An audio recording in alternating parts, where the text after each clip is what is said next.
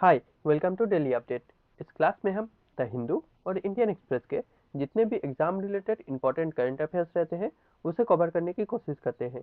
आज है 12 मार्च और आज हमारे क्लास में टोटल में 9 न्यूज है जिसे हम आज की क्लास में कवर करने वाले हैं।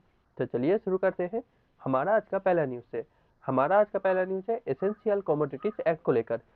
हम सभी को पता है अभी ईरान, इजराइल और यूएसए का वार चल रहा है। इस वार में ईरान ने स्ट्रेट ऑफ हॉर्मुज को बंद कर दिया है, इसीलिए पूरा ग्लोबल लेवल पे क्रूड ऑयल सप्लाई में डिस्ट्रप्शन देखने को मिल रहा है। साथ ही में इंडिया में भी ये प्रॉब्लम फेस किया जा रहा है, इसीलिए गवर्नमेंट ने एसेंशियल कमोडिटीज एक्ट को इन्वोक किया है या फिर लागू किया है। इस ऑर्डर को इशू किया गया है ministry of petroleum and natural gas के द्वारा। इस एक्ट के माध्यम से जितने भी प्रायोरिटी सेक्टर रहेंगे उसी के तरफ क्रूड ऑयल या फिर नेचुरल गैस का सप्लाई को शिफ्ट किया जाएगा या फिर प्रायोरिटी दिया जाएगा। इसी क्रूड ऑयल सप्लाई को 4 भाग में भाग कर दिया गया है।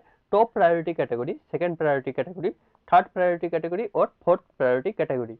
टॉप प्रायोरिटी सेक्टर में डोमेस्टिक कंजम्पशन, ट्रांसपोर्टेशन ये सब आ जाता है। डोमेस्टिक कंजम्पशन मतलब घर में एलपीजी सिलेंडर कनेक्शन या फिर पाइप कनेक्शन, और ट्रांसपोर्टेशन सेक्टर में सीएनजी गैस का इस्तेमाल किया जाता है। ये सभी का सप्लाई 100% रखा जाएगा, मतलब पहले जो सप्लाई किया जाता था वही सप्लाई अनचेंज करके 100% पे ही रखा जाएगा। सेकेंड प्रायोरिटी कैटेगरी है फर्टिलाइजर यूनिट, इसमें जितना कंजम्पशन किया जाता था उसका 70% अब सप्लाई किया जाएगा। थर्ड प्रायोरिटी सेक्टर है टी इंडस्ट्रीज, मैन्युफैक्चरिंग और अदर इंडस्ट्रीज, जिसमें 80% उनका कंजम्पशन का 80% अब शेयर किया जाएगा। और फोर्थ कैटेगरी है कमर्शियल एंड इंडस्ट्रीज कंज्यूमर, इसमें भी इनका जो कंजम्पशन था उसका 80% गैस अब सप्लाई किया जाएगा। इंडिया 50% से भी ज्यादा एलएनजी गैस इंपोर्ट करता है कतर और यूएई से, जो स्ट्रेट ऑफ हॉर्मुज के थ्रू पास होकर इंडिया आता है।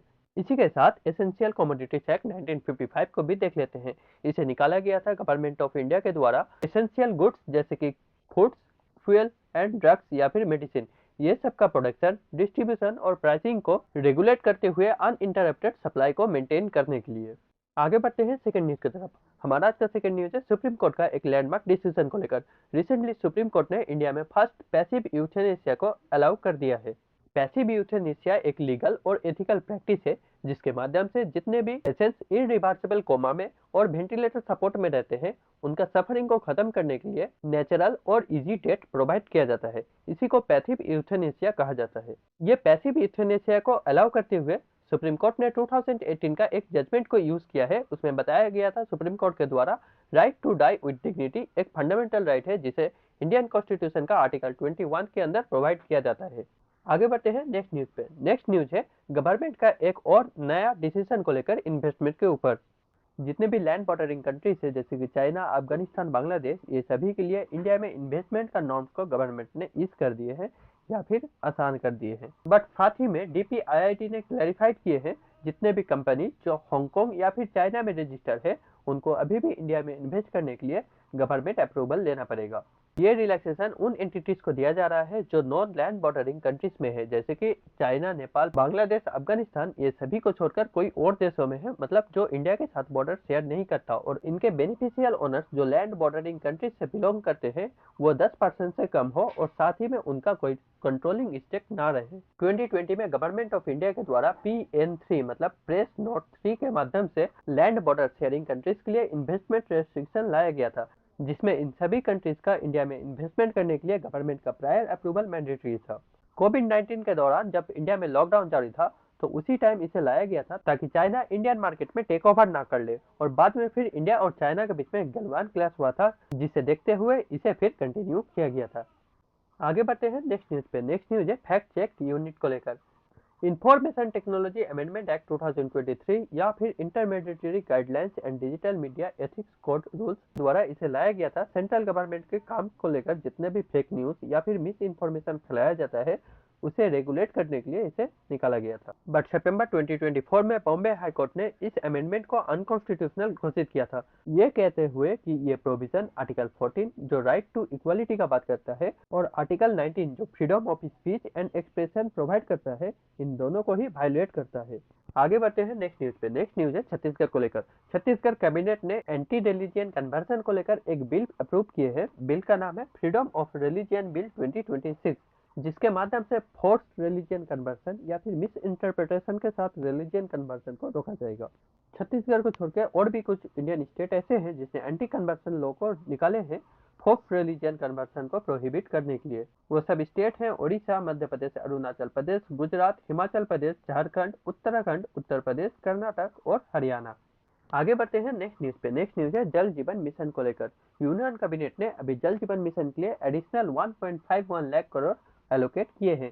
2028 तक के लिए इसका टोटल एलोकेशन है 8.70 लाख करोड़। जल जीवन मिशन 2019 के अगस्त में लॉन्च किया गया था, जिसका एम था 55 लीटर पर डे पर पर्सन वाटर प्रोवाइड करना हर रूरल हाउस होल्ड में बाय 2024। बजट 25-26 में इस स्कीम के लिए फाइनेंस मिनिस्टर के द्वारा 67,000 करोड़ एलोकेट किया गया था, बट इसे बाद में रिवाइज करके 70,000 करोड़ कर दिया गया था। आगे बढ़ते हैं नेक्स्ट न्यूज पे। नेक्स्ट न्यूज है एक इकोनॉमी का टर्म को लेकर। टर्म का नाम है इकोनॉमिक स्टेबलाइजेशन फंड। जब ग्लोबली वोलेटाइल सिचुएशन क्रिएट होता है तो कंट्री में भी एक अनएक्सपेक्टेड और अनएंटिसिपेटेड एक्सपेंडिचर अराइज होता है। इसी को मीट करने के लिए इकोनॉमिक स्टेबलाइजेशन फंड को क्रिएट किया जाता है। आगे बढ़ते हैं नेक्स्ट न्यूज पे। नेक्स्ट न्यूज है सेंट्रल आर्म फोर्सेस का एक बिल को लेकर। ये बिल को इंट्रोड्यूस किया जा रहा है सुप्रीम कोर्ट का एक रूलिंग को लेकर। मई 2025 में सुप्रीम कोर्ट ने यूनियन होम मिनिस्ट्री को ऑर्डर किए हैं आईपीएस का डेपुटेशन सीएपीएफ में नेक्स्ट 2 ईयर्स में प्रोग्रेसिवली रिड्यूस करने के लिए। आगे बढ़ते हैं हमारा आज का लास्ट न्यूज पे। हमारा आज का लास्ट न्यूज है असम राइफल का एनुअल सेमिनार को लेकर।